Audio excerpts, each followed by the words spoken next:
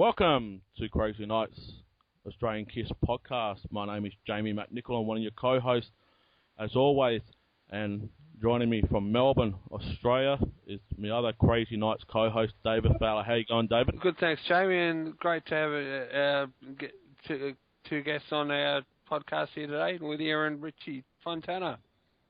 Yes, and we want to welcome Richie Fontana and Lydia Chris all the way from the other side of the pond, the Pacific Ocean. How you going, guys? Hi, Crazy Nights. How are you doing? Hey, guys. Good. I have to say this, we're a bit crazy, but we're not loony. We're not loony, we're just crazy. Crazy Kiss fans. We're Exactly. a bit like that ourselves. Yeah, well, we'd like to say thank you for joining the table, like the Knights at the round table, and also the Queen, I should say, Lydia Chris, the Queen at the night table. We're the Knights and you're the Queen. Thank you. And we're not here just to beat our drum, we're here just to put, everything on the table if we can and make you feel at home and as one, basically, with us. But, David, before we get into the conversation today, we want to say another warm welcome to Alan G. Parker that joined us just last night on the last episode that we recorded. And we want to also thank ericcard.com that also forwarded us on to that, and it's been more pleasure for us. We're just amazed that we've only been doing this for 13 weeks, and people have approached us from the KISS world, basically trying to line us up for other special guests. And we have got Lydia Chris here with Richie Fontana, but just a brief story. I interviewed Lydia Chris 3 years ago on the KISS radio station called Adelaide Rock City, and funny enough, I got back home and I got a special email from another rock artist after the airing of that show. I won't mention the rock artist's name, but I was blown away that this person was listening to it from LA in the recording studio when it was aired at the same time via online streaming, and that was awesome. Wow. So, window of opportunity created big time after that episode, and we're just here today talking about KISS, basically KISS, and all the just recently, and back from the beginning up until now. Yeah, and just recently, David, there's a interview online with Alan G. Parker and Richie and Lydia Chris. We want to touch a little bit briefly on that. How did the guest list, Lydia and Richie, came about, and how did you guys get approached by the production? Well, actually, Margarita that works for Alan emailed me and asked me if I was interested in working on a documentary, and I had no idea this was even going on. I don't think it was common knowledge at the time, and I questioned back and forth kind of to see if it was a real person that was legit, and they gave me some interesting feedback, and they told me what was going on, and that they would be interviewing later on in the year, and I thought later on in the year would be more like October, November, but it was actually August. And I thought about it for a while, and I said, I don't know if I've never done that before. I've actually never had a film crew. I've done interviews, but they're basically like this, or if I do a Q&A at a convention or an expo, but I've never had an actual film crew. So it kind of frightened me a little, with having to do hair and makeup and making sure that I looked good and having all those people in my apartment, so I thought about it, and I said, I'm going to do it. I'm going to do it because I really think that first I asked who else was going to be doing it, and they gave me a list of people, and then they said that Gene had requested me. He said, you are going to interview Lydia Chris, right? And they said, well, we'd like to, but we don't know yet. It depends on if she says yes. So when I heard that, I was flattered. You knew it was official. And I knew it was official at that point. And I also said that that's a good move on their part because I remember a lot of details. I have a good memory, and I believe out of all the books that have ever been published on Kiss, mine is the most accurate. Yeah, well, we will talk a little bit about that. As you know, Peter's Chris book came out last year. We will talk a little bit about that leading into this episode. Mm.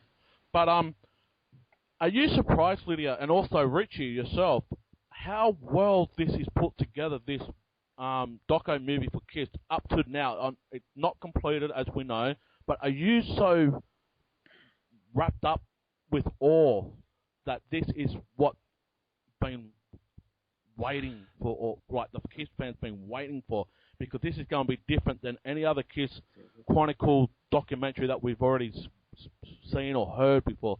Do you guys personally think this is just going to be phenomenal? Yeah, well, I'll let Lydia take this one, but like she was saying, once she realized that this was going to be an official documentary, it started to take on a very different feeling than other things in the past, other films, documentaries. A lot of those were done by people who were not really coming from the inside within the Kiss world circle. You know, it was like documentaries about them done from the outside. And this started to really get a feeling that it's like, because Gene and Paul were involved in this, and it was right, and Universal put out the budget for them to do it, so it really had a different feeling, and it was like, the feeling was really like, this is it. When I heard that it wasn't going straight to DVD, right, that it was going to be in the theaters worldwide, that really made me, that really impressed me. Yeah, it impressed me, and because I said, I mean, I watched DVDs. I've got photos, and one about Rush, and we just recently watched the Eagles documentary. But they've never been in the theater. They just went straight to DVD. This is going to be in the theaters, and there's going to be, it's going to be in New York, and Tokyo, and LA. There's going to be premieres. Yeah. So this is just amazing that it's actually a Kiss fan that's been a Kiss fan for 34 years, joined the Kiss Army since he was the age of 14. 14, right. Been given the light of opportunity to direct a Kiss documentary movie from an insider's perspective. Yeah. I mean, he was saying last night on the interview that before he actually got the call, were actually a couple of other, don't quote me, he said, don't quote me if I'm wrong, that there's a story that there was other directors that was in line, but once they heard about his Monty Python work and the status quo work, everything just fell into place for him, and he's just been knocked off his feet too. But he hit the reality. He had to put the professional hat on, not just being the fan. He had to put the professional hat on, and came in and just grabbed yourself and Richie and all the others like Steve Cornell, another story that we haven't heard yet. I know. Well, it's great to have someone like that do this, as opposed to having somebody who is like an official director who does all different kinds of films, to come in and do a documentary about a band that he had to learn about himself now to do it. But Alan, he's, like you said, he was also a fan, and he had to wear two hats. So it's like he knows all about the band, but he had to be objective at the same time. So I don't think you can have a better person doing it. Yeah.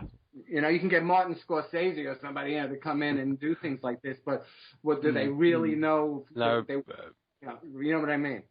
Yeah, not really know much about the band at all.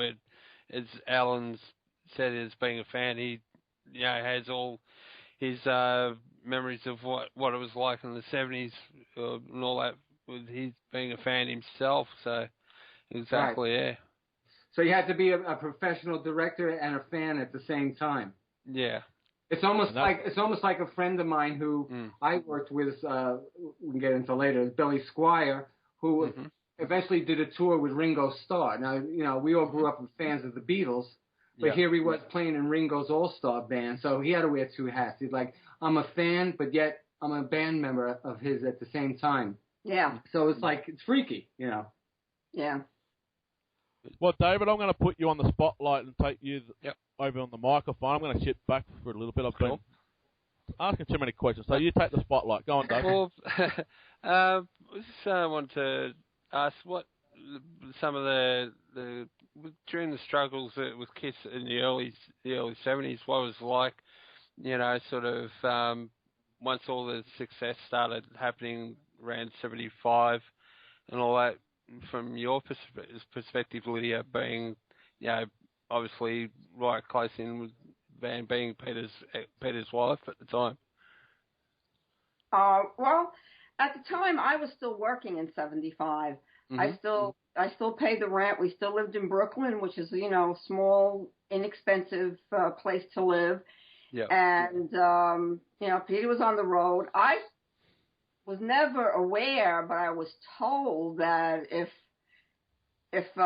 one of their albums didn't do well soon, they were going to be dropped. But I was told that after the fact. I thought everything was going along fine. Bill Aucoin was a great manager, and I think everything was. I mean, I don't think there was much strife or any problems with the band at that point. They were still all willing to do anything to make it. So, they would play the gigs. They would, they hardly had any time off. They'd make 2 albums a year. They'd be touring. They'd be doing photo sessions. I mean, Peter really hardly got any vacation time. And then, finally, I, believe it or not, it was the day after my birthday. I had got laid off from my job. And that night, Paul Stanley's girlfriend told me that Alive went gold. And then it was just uphill from there on. And also, Richie, what was it like? I mean, you worked on Paul's 78 solo album. How did that come about? That came about by we had the same manager, Bill Aucoin, at the time. Yeah. Just prior to that, I was in a band called Piper with Billy Squire. Yeah. And we were handled by Bill Aucoin as well. And we got to know the guys in Kiss before the solo albums. First off, when Piper, when we recorded our second album, was at Electric Ladyland Studios in New York. Kiss was there also at the same time recording their Love Gun album. And at the time, Electric Lady just had Studio A, Studio B. So with our 2 bands, we had the whole place, so it was both Aucoin bands taking up the whole studio. And so we got to know each other, started to get to know each other then. Plus we used to see each other up at the office and things, and it was really good. We started to become friends with them, with Kiss. And then that led to us being the opening act for them when they did the Love Gun tour. We had been on the tour that summer with the Babies, the band John Waite was in. Okay. Right, and right at the end of that tour, we thought we were done for the year, and they said, no, you're getting on the Kiss tour. So we started off with 2 nights in Madison Square Garden, New York, and we did about 7 other cities with them. So, Paul knew me, he knew my playing, he knew I can sing, whatever. And then Piper disbanded, and I just got a call from the office that he requested me to come down and play. At Electric Lady Studios in New York, and that's how that came to be. He just requested me to be there, along with the 2 other guys who were in Meatloaf's band, which was Bob Kulick and Steve Slow. How long did it take to do all the tracks for the album, Richie? Well, the tracks that I'm on 4 songs. I remember being there 2 or 3 days, but it really didn't take long to cut the basic tracks. We just walked in. We just sat around together in the studio. I was sitting right on the drum kit, and he just played the songs for us on guitar. And we just composed all the parts for it. We just started running it down and seeing what works, what doesn't work. And it went creating the basic tracks went pretty quick. And once we had it down, we just said, let's roll tape, and we just started recording them right there on the spot. We learned them in the studio and recorded them there. And we did it for about 2 days. And then I hung around a little bit with Paul when he was doing some overdubs, guitar overdubs later on and things. Right. Yeah, so I was there like 2 or 3 days.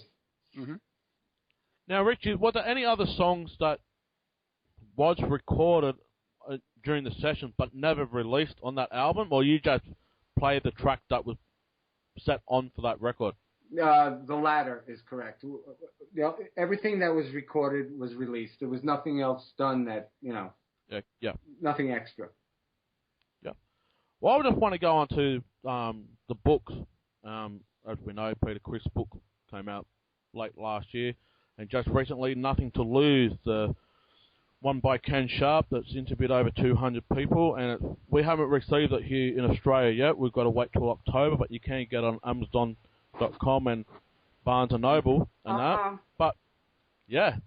But I just want you guys' opinions on those type of books. Lydia, you wrote an autobiography, Still with a Kiss, and to date, it's one of the most accurate, in-depth story with no sugarcoating. I do believe that Paul Stanley is due to release a autobiography next year sometime. Right. I just want your opinion on that, Lydia. From what you've read in Peter's book, what is your opinion for what you know? Well, I know Peter, as everyone knows. I know him a long time. He is, he's an exaggerator. He's a liar, and he's a conniver, and he's also delusional. There are a lot of things in that book that, of course, I didn't know, and I do know now.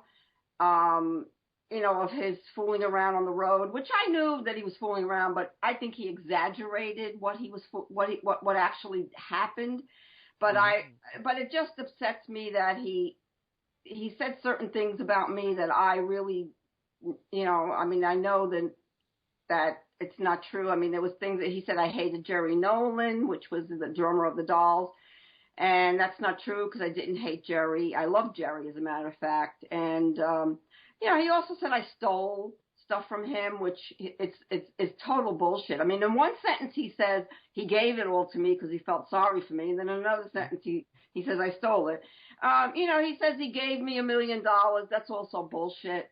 You could say maybe half of that is what he gave me. He just exaggerates stories in the book. I know there's a story he tells about Sean Delaney being at his house in Connecticut. Oh, he also says he changes the names of people.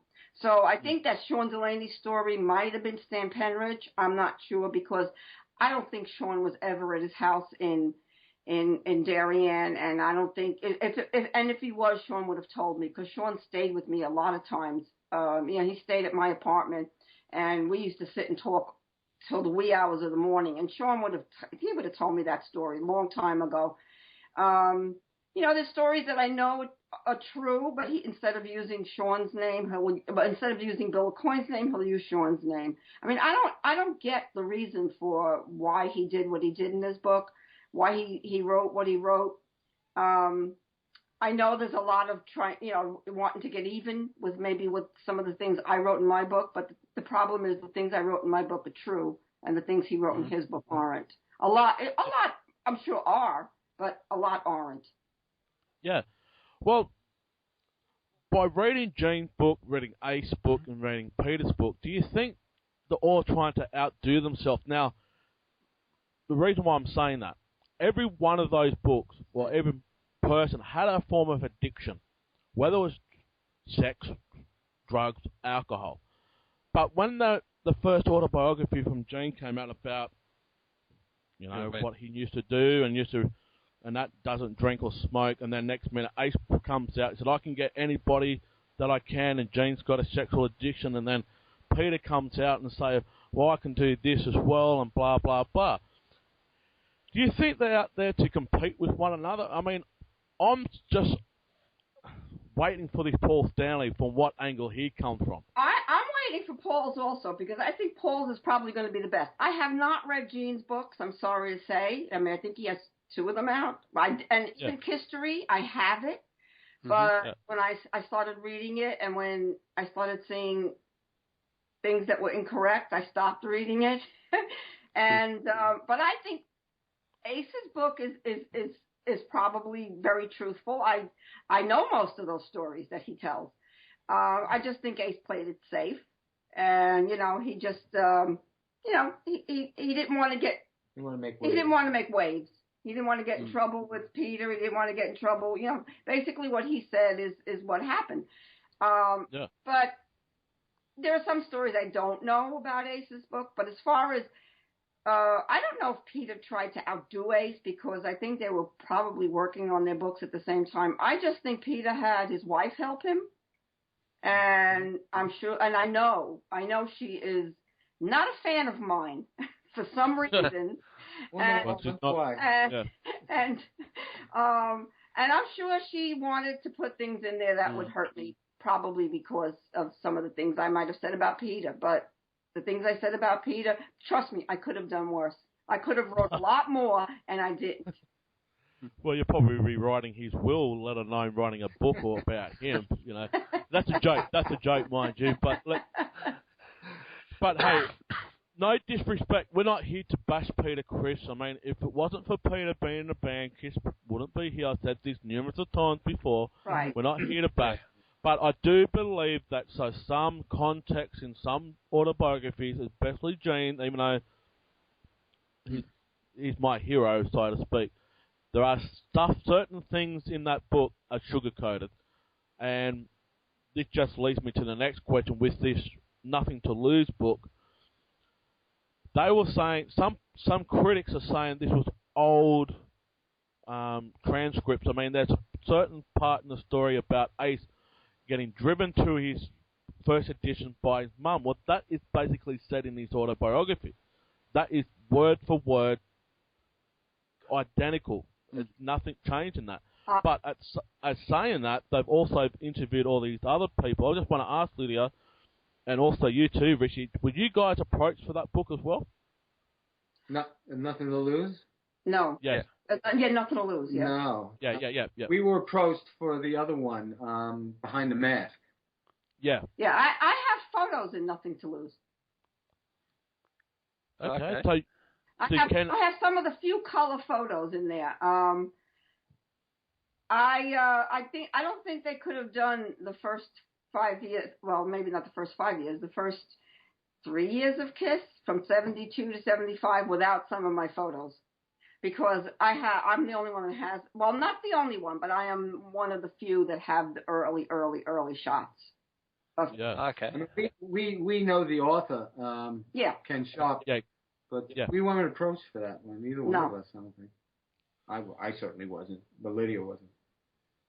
The thing is, it's been going on for 3 years. I don't remember if I was actually approached or not. I know it's hard to remember almost. There's so many things, but I don't. And I haven't read the book. I do have it, but I haven't read it yet. I just skimmed through it just to look at the photos, and then when I have time, then I'll start reading it. I only remember you were approached regarding photos for this one. Yeah. I don't think any text. I don't recall. Well, see, we can't do a review at the moment, Dave, because we haven't received the book here in Australia yet. No, we won't get it for another couple months. I'll be looking out for it. A lot of the fans seem to love it. Well, that's the thing. That is the thing. A lot of fans just bought it out of the woodwork, and I know the downside just yesterday when checking online that some people are selling the autograph book sessions that they went to Gene Paul to sign the book. They're selling it for a minimum of $250 on eBay just now. And they're crazy. They're really crazy. That's the downside, but you're right, Lydia. You're right. Yeah, at the book signings, they allow you to buy 5 books. Yeah, and people have jumped on this saying this is awesome. They're digging out some chronicles. There are stories that no one has heard before and whatnot. We can't judge on that because we haven't read the book yet. I mean, I love all the positive feedback for for this book. But like I said, we can't say yes, you're right, or no, you're wrong, because we haven't received it yet. I'm eager to, because I'll be looking out for it at work, as I work for Kmart and all that. We actually got Peter's book in at work. And then I think we got one of Jean's ones in. But yeah, I'll be looking out for this Nothing to Lose one to read it and see what it's like. Uh-huh. So all you Crazy Knights fans that's listening to this, if you go to Kmart, David might give you a 20% off your book. Yeah, I don't know if I can do that. You have Kmart there? Yes, we do. Oh wow! It's been in Australia for about since late 1960s. Wow. We got Target as well. Yeah. You got Target? Yeah. Yeah. You guys are in Adelaide? I'm in Adelaide. I'm in Adelaide. Jamie's in Adelaide, and I'm in Melbourne. Right. No. I'll rephrase that, David. You're a Mexican that live across the border, 8 hours away. Yeah, we'll leave that one alone. You still have is the Billboard Club still there in Melbourne? Yeah, it is. Still has live gigs and that. And there, I saw Stripe there about a year ago. Who else has seen? A lot of like the heavier bands. I saw Testament from Oakland there about 2 years ago. But it's still going. Been there a long time. Yeah, it is. Yeah, but they're still using it as a live venue. Mhm. And for Adelaide, for those people that don't know, we got a nickname called Adelaide Radelaide. I don't know what's radical about Adelaide. It's just dead here. It is. We're supposed to be radical than all the other states, but seriously, going to the KISS concert this year in Adelaide, yeah, we got 45,000, but it's quiet here. You go to Melbourne where Dave is, especially now when the AFL finals are on. Yeah. It's fun. It is on. It is on. Was that soccer? No, the Aussie rules. Australian rules. You probably get it on ESPN over there. Australian rules football. Yes, yeah. Yes. I've always heard that is the roughest game in the world. I play the game as I speak. I just finished a couple of weeks ago. There's no padding, no helmets, body on body. Right. Muscle to muscle. Right. We're like gladiators. But like I said, if you want to go to a rock capital of Australia, David's places to go. No. Yeah. Get all. You got. Yeah, all the good bands come out into Melbourne. They always come here. I mean, KISS usually. Ever since, because I saw my first KISS concert in '95 on the KISS Mask Down Under tour, they've always kind of like done around about two or three shows at least in Melbourne here, and same in Sydney. So Melbourne and Sydney usually get all the big bands out here. Yeah. Yeah. In '97 here in Adelaide, KISS got fined by the Adelaide City Council for playing over the curfew and using the fireworks at the end of the concert. Really? Yeah. Wow. It's not a KISS concert without fireworks, you know that. Yeah, I know. We love that. I love that footage when KISS was there years ago with Peter, when they did the thing with the orchestra, with the symphony. That's in Melbourne, yeah. That was here in Melbourne at Etihad Stadium, or what is now called Etihad Stadium. I think they had about 40,000 people there. From what I believe, I was there. I was right up the back. But then when they came here about 6 months ago, they used the same venue, but they kind of cut off and made it half the ground. So it was kind of like more of an intimate mode, and they had it down to about 12,000. And they did two shows there, but at least then they were able to use the full stage and all that, and unlike they wouldn't have been able to fit it into Rod Laver Arena where they first played it when they came back here about nearly 20 years ago now. So Lydia, I just would like to ask a question. You went to a KISS concert just recently for the first time in a long way. You saw the new stage set up for Spider. Yeah. How was that for you? Well, I was sitting on very high up. They had given us tickets on the ground, standing in like a VIP area, and I say we, meaning Richie Scarlett, who was Ace's guitar player at one time, and his wife, and we really didn't want to stand on the ground in the crowd, so we found somebody that switched us, and it's hard to find someone with 3 tickets. So we found someone, and just so happened their tickets were all the way up on the top of the venue.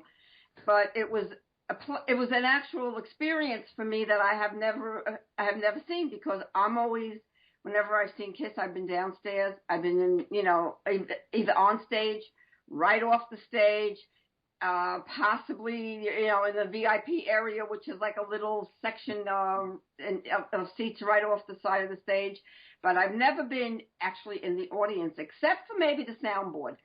I loved the show.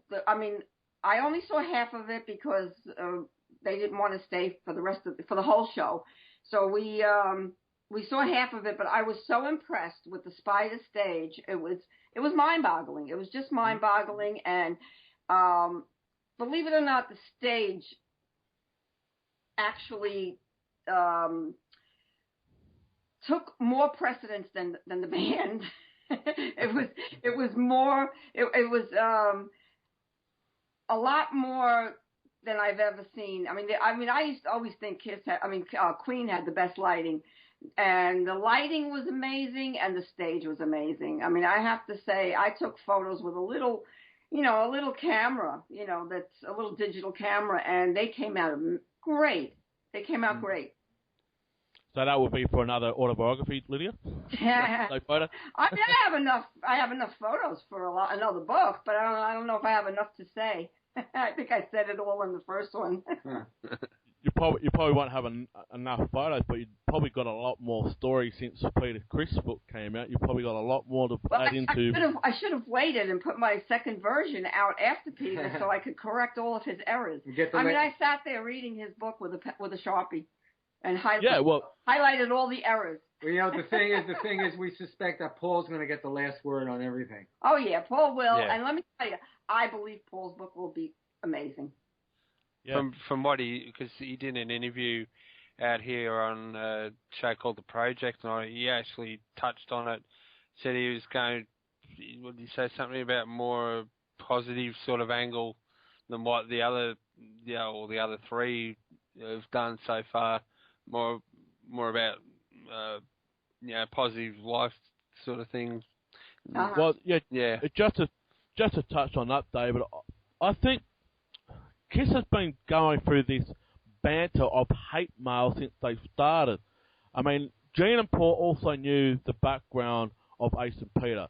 Now, they might not be the greatest look on a person, but the quality of musicship, the craftsmanship, just a musician. Ace can be a sloppy player. He won't turn up on time, but what he brought to the band, I think that's what Kiss should focus on, rather than his alcohol problems or his drug problems. Same as Peter. He came from a band called Chelsea and also another band called Lips. And that. He played in swing band. That was his thing. But that's what he brought to Kiss. When around the Dynasty tour, he became sloppy. Now, I know they're personal demons and all that, but just recently, because there's been a lot of bashing between Ace and Peter lately now, and you know that, David, too. And I want Lydia. I might have heard, yeah. Apparently, there's been a massive fallout just recently between Ace and Peter. A massive fallout. Early this year, I believe. That's a story that I've been told. There's been a massive fallout. And I think Peter writes about it in this book. Yeah. Yeah, the fact that he was upset that Ace was getting more money than him. Obviously, they must have, they must not be talking. I don't know, because I don't talk to Peter, and when I talk to Ace, it's not about Peter. It's about other things, when I speak to him, it's more happier things. So I don't know if he's speaking to Peter or not. But I do know that, things that Peter wrote in his books, he probably shouldn't have. He said, just for him to say that Ace is the worst thing he's ever heard, that's terrible. Yeah. Well, that's the thing, Lydia. 3 years ago, we were talking about Peter's autobiography. You said he's been trying to write a book for the last 20 years. Try 30. Yeah, or 30 years. Yeah, and the thing is, how much did he have to re-script that to put into this book? I mean, you saw everything leading up to the departure of the marriage and that, but you saw everything. You know behind the thing. When I'm saying you know everything, you know what happened at that particular moment. You probably won't know all the, what's the word I'm looking for? All the reasons why this and why that, but we all got different. It's like a car crash. You're a witness. A crash happened. Mm-hmm. You interview the witnesses. They're all going to have all different types of opinions, but it leads you to one direction. Like I said before, this Paul book that's coming out, I don't think he's going to bash Gene or even Paul or Ace.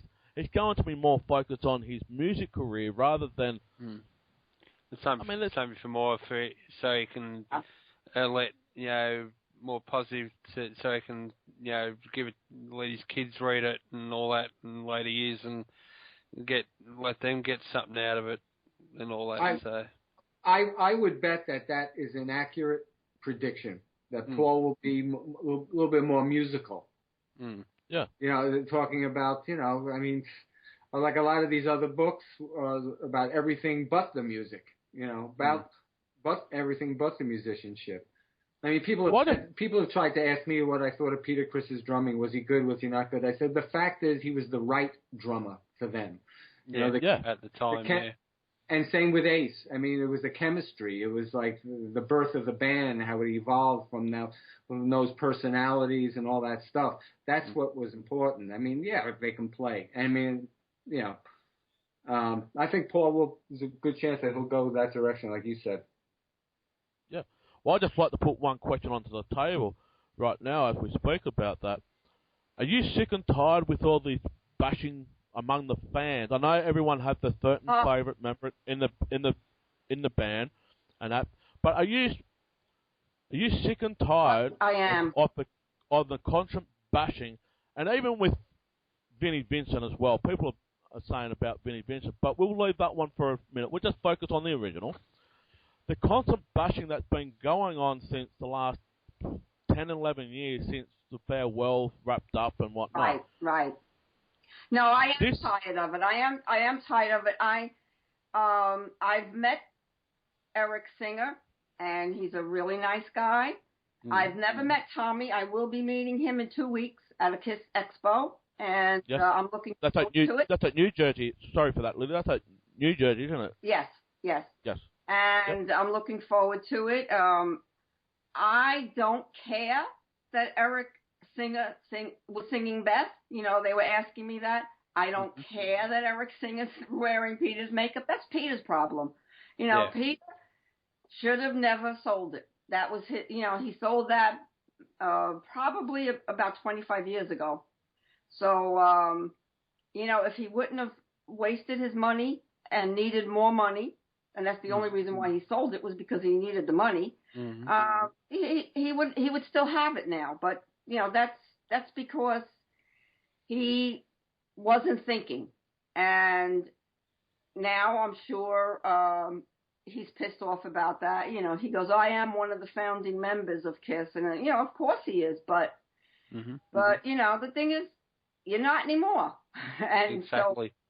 So, that, I really don't like the fans, the band's not the same without the original members. I had somebody just fighting on my Facebook page, and I said, I'm not. We just saw that, yeah. We just saw that. Getting involved. Keep me out. No. I didn't see anything, Well, just today, Lydia, I'll just say this. Since I've woken up early this morning, I have seen 2 to 3 different arguments on different people's pages about Ace and Peter and also other things that was on another website. I'm not getting involved. No. We here at Crazy Nights not here to bash anybody or say anything bad about another person. Now, there are some certain problems that was within the band. We know that. It's been documented. Yeah. Right. But we're not going to explore any more detail on the why this and why that. Yeah. It's not for us to know. We're here for the music, and that's what it should all be. Kiss is Kiss. And Another thing, too, is at least we're still getting Kiss, and this is the healthiest Kiss that I have seen in a long time. Yeah. I'm not saying that Eric Carr wasn't a bad member or a bad fan. I'm not saying that at all. But what I'm saying is this is the healthiest lineup that's and probably the longest lineup continuing since the creation of Kiss. Yes, okay, I'll go back to the original point. If it wasn't for Ace and Peter being in the band, Kiss wouldn't be here. But they chose not to be a team player anymore. Right. This is what it's got. This is what the fans got to get into their head. Yeah. They chose not to be there anymore. They've been given chances after chances after chances. How would you like to go to work under the influence of drugs and alcohol, being late so many single times, and getting someone else to replace you as a ghost player or whatnot? They had a timeline to do these albums. They're on tour. They needed someone to play that part. Yeah. and The thing is, right now, Kiss are healthy. Okay, they might have softened their image by going for a different Hello Kitty Kiss and all that. That's all relevant. I don't mind about that. That's relevant. But what I'm saying is, they're still selling out arenas. They're still putting bums on seats. Right. They're bringing a new core of fans. The new generation of fans probably won't know the names of each member, but they know that's a spaceman, they know that's a Catman, they know that's a Star Child, they know that's a demon. That's all it should matter, no matter who's behind that makeup. Who would have said this, that if Eric Carr had the Cat makeup on, would we still have the same shit that's going on now with among the fans? Is Eric Carr what? If Eric Carr was in the Cat makeup instead of the Fox makeup. Oh. Right. That's a big what-if question, too. But, Yeah. you know, Well, we still would have that same constant bashing of among the fans saying, you're disrespecting Peter because he's the original Catman. That's saying the truth. Well, you said, But your opinion... You said it. I like the way you said that before. What they really are now is they're a healthy, working, professional band where nothing's going to go wrong. Yeah. There's none of that wacky stuff going on behind the scenes anymore. You know, with drugs or whatever. Yeah. They're just they're just great at showmen. You know, and they all get along, which is the most important thing in a band. yeah. Yeah. Well, your opinion on that, David? I just put the question on the table for all of us to have an open discussion on it. Well, yeah, I mean, to me, I love all areas of the band anyway. And it just really, when I talk about how much I still like Eric Singer and Tommy being in the band, and then I get put down for it. It just pees me off, and I hate it, and because I love all areas of the band, and if Eric Singer and Tommy Thayer weren't around now, who knows, the band might not be around anymore. I know. Yeah, well, that's another question I'm going to put on the table, and I'm a drummer myself. At that time, when Peter Criss couldn't do any longer on the farewell tour, leading up to the Sympathy tour, David in Melbourne. Yeah. If Gene and Paul came up to you and say, all right, we want you to put the Cat makeup on. We've got so many shows in here, and they give you like $25,000 a night. Will you be stupid not to put it on? Oh, I would do it. I'd join the band for that. That's the question. Yeah. I reckon anybody that would say, no, I wouldn't put the Cat makeup will be shooting themselves in the foot because they're lying. Yeah. If someone came up to you and say, we want you to be the next drummer of Kiss, but you've got to wear the Cat makeup because we've got so many shows coming up, we need to fill that time slot, we don't want to disappoint the fan, you are going to be the next Catman. Here's $25,000, whatever it was, I'm just estimating, $25,000 a night, there you go, bang.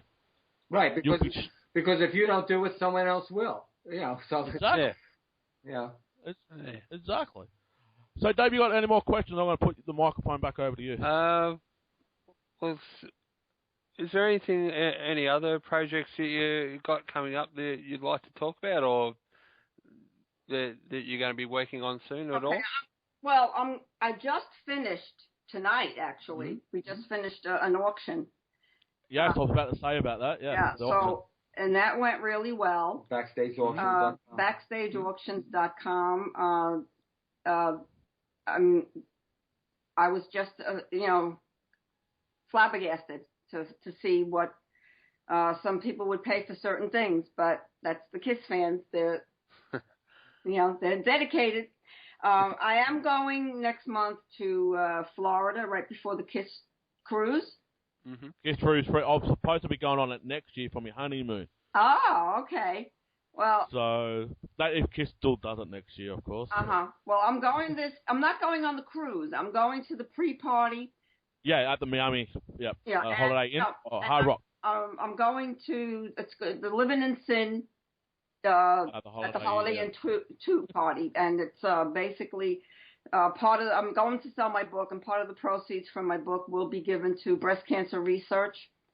And a lot of the fans don't buy my book, especially the foreign fans. They, like when I went to Finland, I sold out immediately. Because I said to someone in Finland, I said, how come, I hardly get any orders from Finland? And they said, it's the postage. The postage costs a lot of money. So if I can sell my book to some of the fans from South America, some of the fans from Europe that don't want to spend the postage, that's what I'm there for. I will have books that will sell for the same price that they sell on my website without the postage. And like I said, I will be giving part of the proceeds to the Cancer Society. That's the end of October. I will be there. Let's see, the 26th of October. See, David, I've got something to say to you, mate. Yep.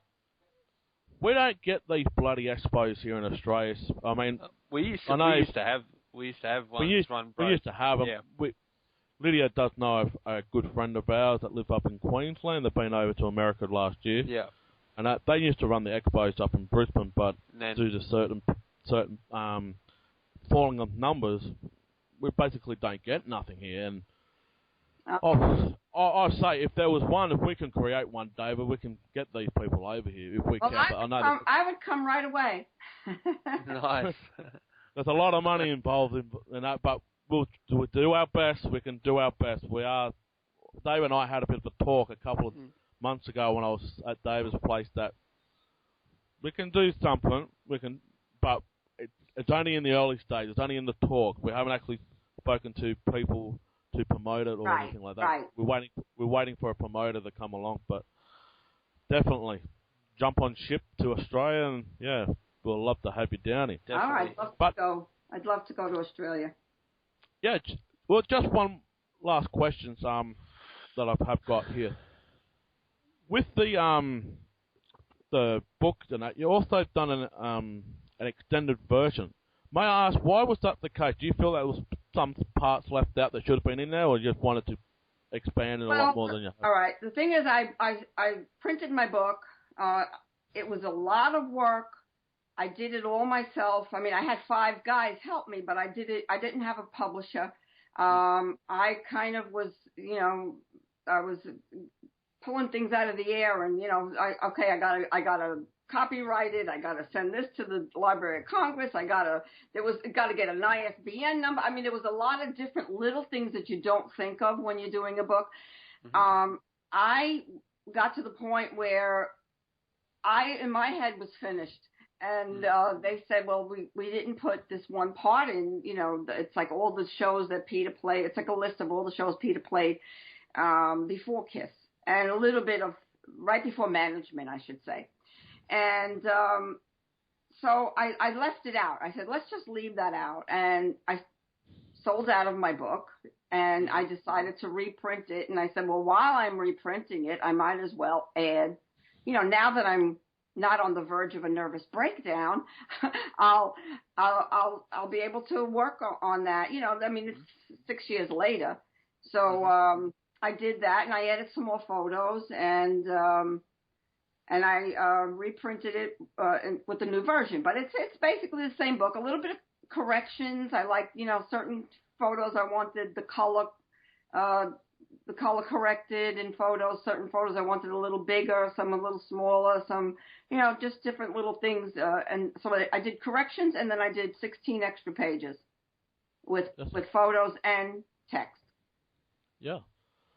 I just want one. I've got a story that I've heard a couple of years ago about a certain time back in, I think it was 78. I don't know if they toured in 78, 77 or 79 on the Dynasty tour. And it was it must have been the LA, at the Palladium or one of those concerts. It must have been the Dynasty tour when Peter Criss was around. Right. So they were just before going on stage, and an all hell breaking loose brawl erupted in the dressing room, and Paul supposedly have said, "That's it, band's over," and the Kiss. Can you just clarify? I don't know if you know that story, Lita, but do you know anything about that? Actually, I don't. Yep. I never heard that story, but I was not on the Dynasty tour. I was getting divorced at that time, and that's probably why Peter was a nut at that time. He was, he wasn't himself. He wasn't playing, like he used to. He was basically, I'm sure, very, very drugged out on that tour. Yeah. Well, you were saying, David, a couple of days ago at the Houston concert, Peter was having a go at Paul on stage. It sounded like Houston 77. I can't remember if it was the first night or the second night. You can hear after one of the songs, I can't remember if it was either Peter or something just going off his tree. Or probably, I don't know where it was one of the crew or anything, but it just sounded like he was going off his tree.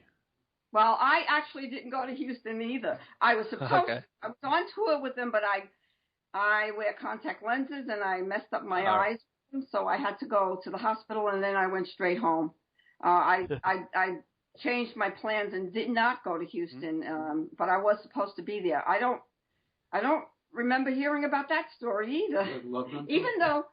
Yeah, the Love Gun tour. Yep. Yeah, even though I do have it on tape. I probably never listened to it. We opened for them on that tour. I said that already, didn't I? Yeah. Yeah. Well, no. Yeah. Well, you don't know anything about that, Richie, that David just mentioned? No, I don't, because we didn't go to Houston with them either. You joined them at the end of the Love Gun tour, which was at the end of the year, which is Houston was in the summertime. Oh, earlier? It was also the other reason why I went home was because it was right before we were buying our house to move into Connecticut. So I had to go to the closing of the house. I went without Peter, and I flew home for that. That was another reason why it would have been tight. I might have had to maybe even change the dates on the closing, but they were adamant about not, I wanted them to move in a few days, because I was just flying home, but they wouldn't do it. They just said, no, you have to be here. So I was there. Yeah. But that was in either the end of August or the beginning of September. Yeah. Well, there's a question I'd love to get both of you guys' opinions on this. I know Peter's book's been lubricated and it's been sugar-coated, but Richie, you on the Love Gun tour opening up for Kiss, but on the Peter's book, he had a problem with Peter had a problem of Paul Stanley standing in front of the drum kit because for some reason, every time when Paul was standing in front of the drumstick, to get his attention, to get him away from the drum kit, he chucked his drumstick at him to get his attention to move. Do you guys have any recollections of any of the shows that Peter just wanted to get that fame shot, basically? Don't stand in my private space. The drum kit is mine. Move away. Wow, I really have never heard that. I could see Peter doing that. I think he used to throw drumsticks at Gene. The thing is, the stage was so big that I don't know if Paul was in front of his drum riser, he couldn't have been there for long. No. Yeah, Paul used to move around a lot in those days anyway, so yeah, it was a big. Yeah. Paul would have sued Peter Criss for breaking his nose like they did on the reunion tour when Peter Criss threw a drumstick out and broke somebody's nose and got trying to get a lawsuit against. That's why he doesn't throw out the drumsticks anymore. He threw out the guitar picks. So just imagine if he broke Paul Stanley's nose with a drumstick. Get your ass out of here. that wouldn't have been a good thing. No. Nah. No, he would have probably put a big lump on his head. See, well, our band, we joined that tour, like Lydia said, it was December into January, and I never noticed any problems. I mean, everything seemed okay by that around that time. Yeah. Yeah. We were with New Year's Eve. We were all in the same hotel together. Mm-hmm. And Kiss had the whole, I think it was the top floor. Mm-hmm. And the security, or the fans were trying to come up through the stairwell, so the security had the stairwells blocked. And our band, Piper, was on a different floor, but we went up to be in the Kiss party. And I remember just sitting in a room with Paul Stanley, and Paul saying to me, Richie, you see, people think this is a glamorous life, but here we are, we're held up in a hotel. Because we couldn't go outside. If I went out, well, they couldn't go outside. If I went outside, they would think I was one of them. Yeah. So it wouldn't have worked. So all the doors were open, the road crew, there was food fights, everybody was partying, throwing food around, and it was like, we had the whole top floor of the hotel. And that would seem like all fun times, you know. Yeah, it was. From what I remember, you know what it is? I think Peter was in a good mood because we had just moved into Connecticut. I remember nice times at that point. You know, I think they all kind of got along. You know, they came up to our house. They gave us a housewarming gift. You know, I just remember good times then. You know, I don't remember them fighting that much at that point. I just remember at the very end in '78 when they were doing the solo albums and Kiss Meets the Phantom. I don't think they were getting along that great then. But you know, I wasn't around for a lot of it only because I was in New York, they were in LA, and I did go out to LA a few times, but I wound up coming home, and you know, that was when my divorce started. So yeah. But Richie, just one question I'd like to ask before I give it to David to wrap up. David, Richie, sorry. How was it for you, even though opening up for Kiss in '77 on the Love Gun tour, but also sharing the same hotel room the night before you see them in their makeup, the iconic makeup, but actually sit talking to them at the table? Were you like, am I talking to the right spaceman here or the right Star Child here? Doesn't look like it.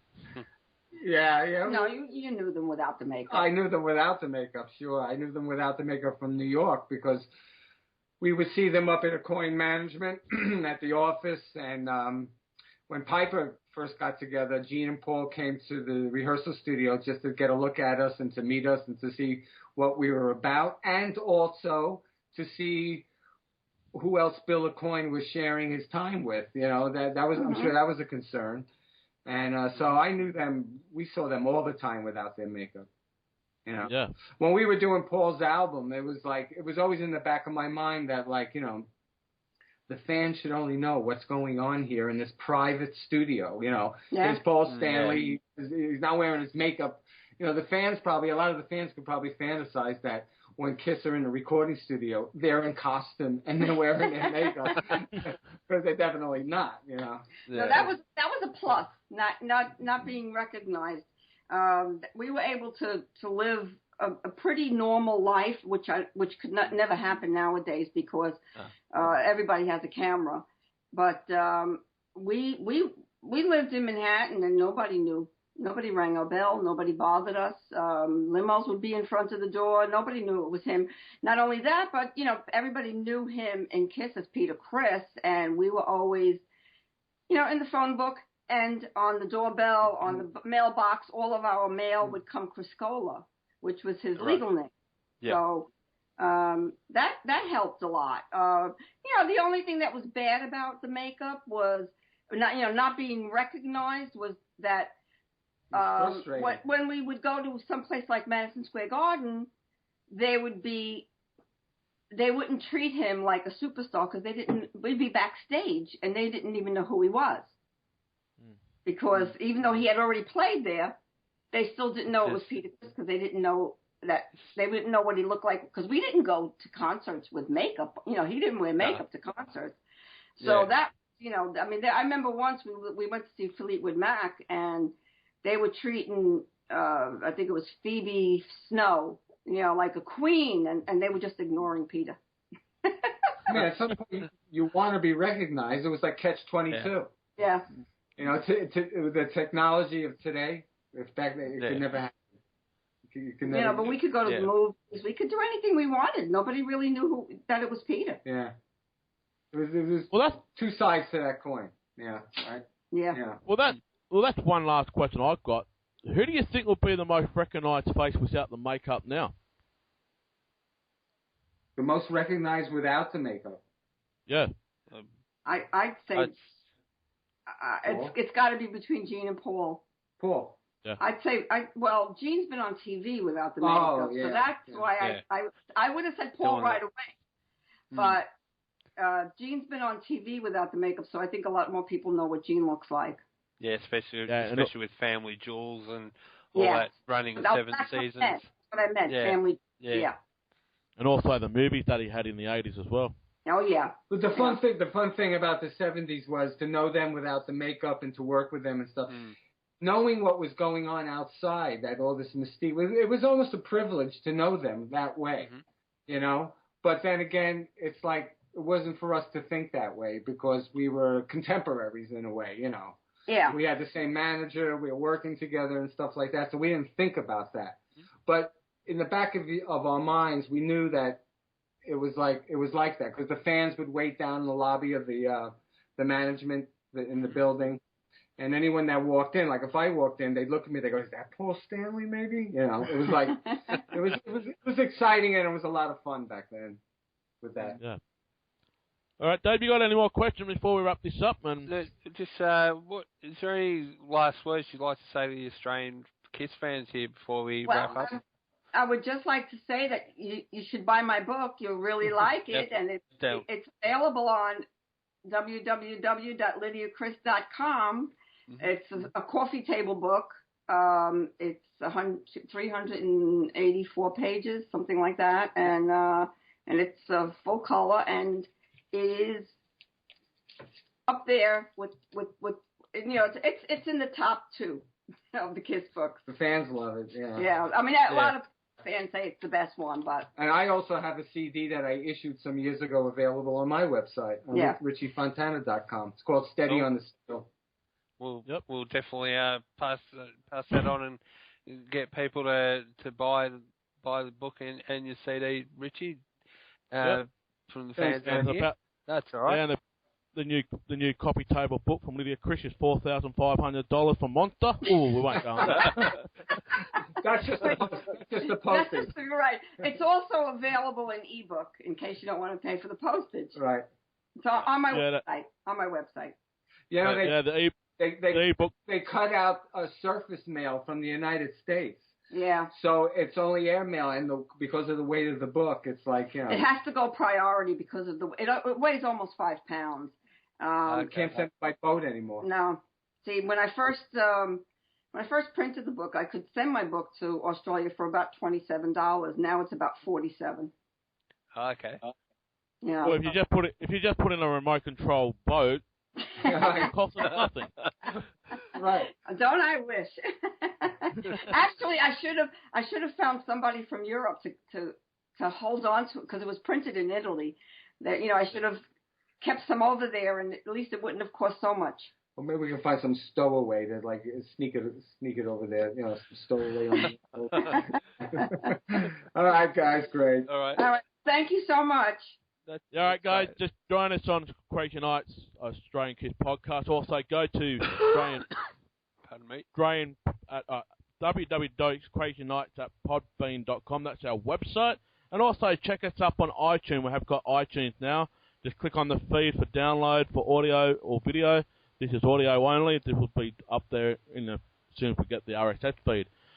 Lydia Chris and Richie Fontana, thank you so much, and we'll talk to you very shortly. Okay, thank you, David, and thank you, Jamie. Thanks so much, guys. It was a lot of fun. A lot of fun. It was great Thank having you. you here. Okay, bye-bye. Bye-bye. Bye. Bye.